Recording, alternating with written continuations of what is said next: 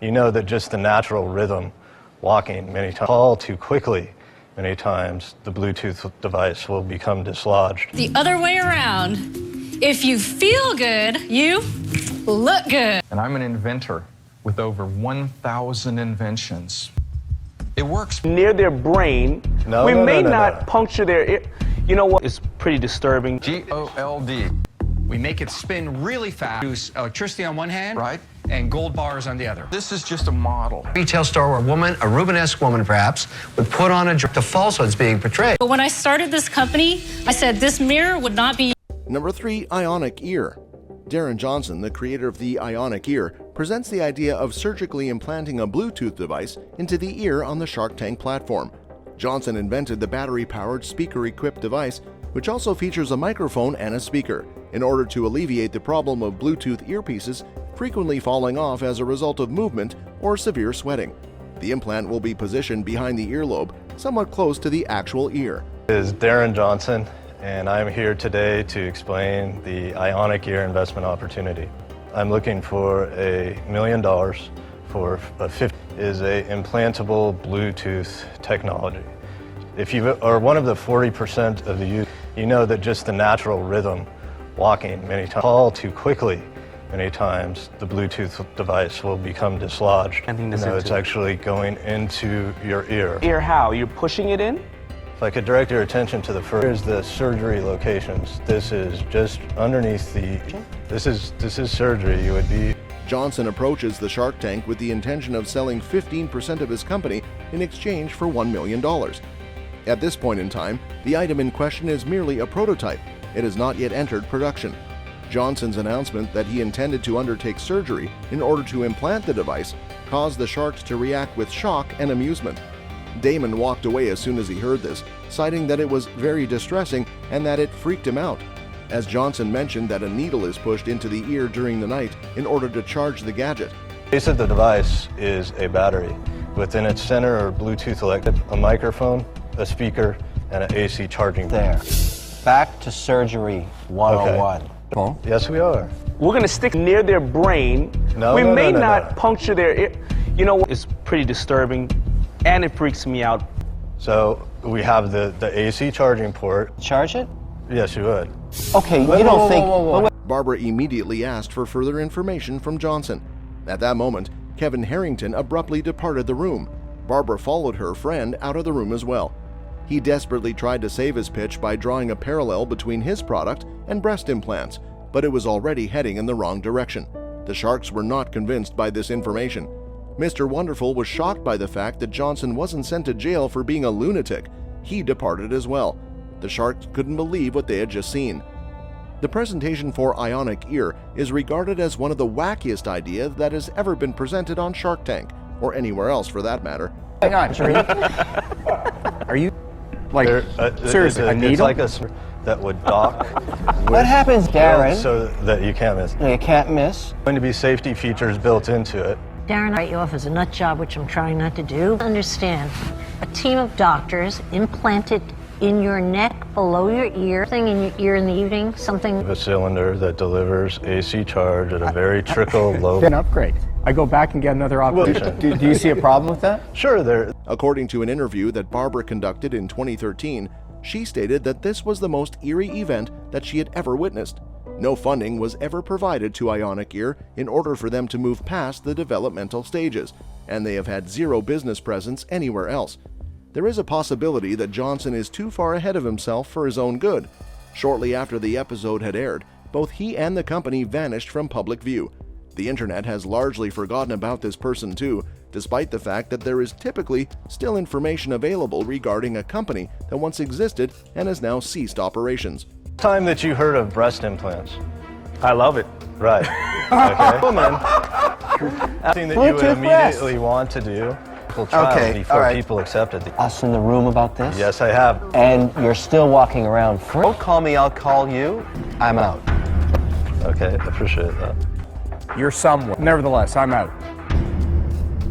That thing that he wanted to put in. One time in the shower, you're gonna just short out. He's so far ahead of his time. And I won't be alive when it's done. Number 2, Sullivan Generator. The Sullivan Generator was initially developed by the character Mark Sullivan, who appears in episode 311 of season 3.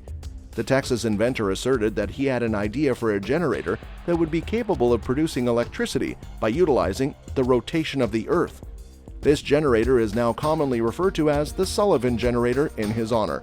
The member of the Mensa Society claims that the generator will spin as a result of the Coriolis effect, which will result in the production of free energy as well as an invaluable waste byproduct, gold. The technology I'm offering you today is the Sullivan generator, and I'm an inventor with over 1,000 inventions. It works by taking in salt water. My name is Mark Sullivan. Mark solicited a $1 million investment from the Sharks in exchange for a 10% ownership stake in the business he was promoting. The generator, which is merely a hypothetical representation, works by driving electric-producing turbines with the help of seawater vapor that is propelled into a vortex. The generator gets its power from the Earth's rotation in its natural state, which is also the source of energy it generates. Mark speculates that almost $100 billion worth of gold might be extracted from the byproducts produced by his machine. Damon John walked out because he was unable to comprehend what Sullivan was trying to convey to him. Barbara Corcoran possessed the same reactions. It processes the water and leaves behind the mineral vapor, is then delivered to a vortex chamber, spins this into a hurricane, drives the turbine. Mark was ousted as a result of his inability to take the presentation seriously, which led to his elimination. Robert Hurjevec has offered to contribute $50,000 to the Sullivan generator in exchange for Mr. Wonderful's contribution of the remaining $950,000 needed for the project. Sullivan responded, "I've been here for a while," in response to Kevin O'Leary's inquiry regarding the length of time he has spent on this planet as a visitor. He left without any investments, but he vowed to continue working toward his objective of leaving a legacy of goodness for the world. He also made a pledge to continue working toward his aim. After his appearance on the show, Mark Sullivan has been unable to secure any financial backing from investors. Waste products are the mineral precipitates. Gold? Gold. G-O-L-D.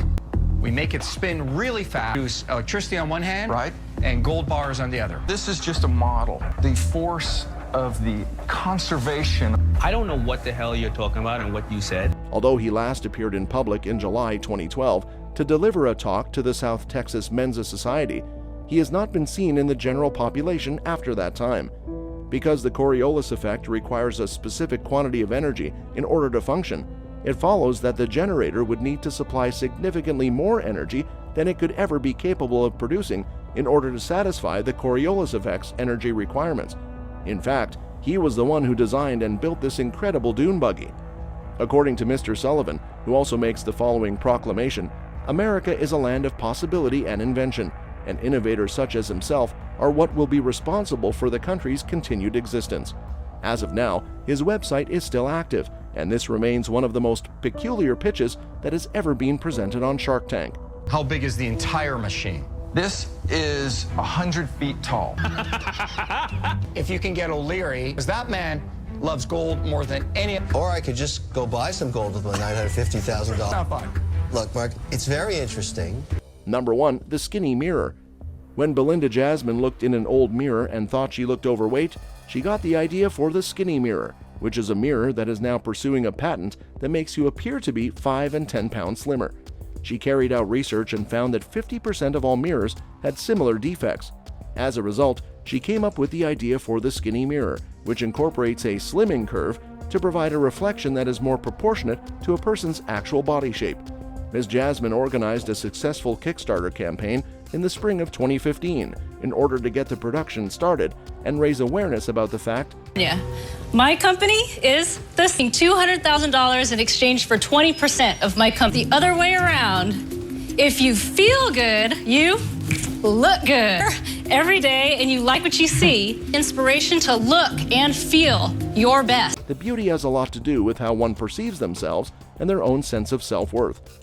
She was successful in raising more than $7,500. One mirror can cost anywhere from $599 for the bare naked version to $675 for an extra-large steel-framed mirror, and they are available in a variety of sizes, including variants that are suitable for use in fitting rooms. These can be purchased in the Santa Cruz Carmel area at approximately 6 different retail establishments, as well as on Amazon in a limited quantity of individual pieces. Belinda is seeking $200,000 in exchange for 20% ownership in her business. Belinda, it's supporting a false motivation to slim down is to look at reality, deal with the truth every day, and that losing weight's hard work. And then when you see the results, is a falsehood. This is a lie to some. Belinda claimed that the skinny mirror, a reference to an old comedy starring Billy Crystal, is the new standard for determining how accurately one can see themselves in the mirror. When she took the sharks up on stage to test it, all of them gave it positive feedback.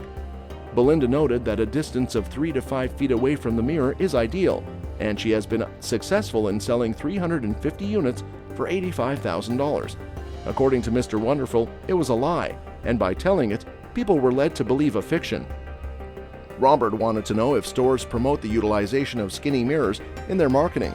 Belinda responded that she had declined a sizable order because the retailer demanded that she remove the company branding, which was something she was unwilling to do.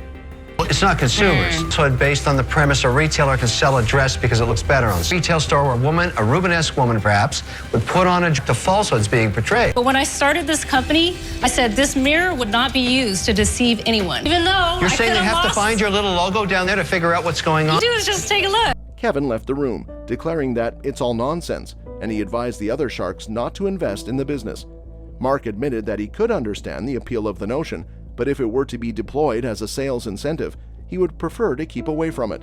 Lori was aware that women desired to improve their appearances, but she disagreed with the approach that businesses were taking to capitalize on this desire. This company went out of business exactly 7 months after making an appearance on the show. Skinny mirror is worth $1 million today? I've seen the potential. I will not be part of this sham, because that's what it is. Okay, that's fine. And look, you can... I'm out, but I also forbid any other shark in investment. That's all for today, folks. See you all in the next video.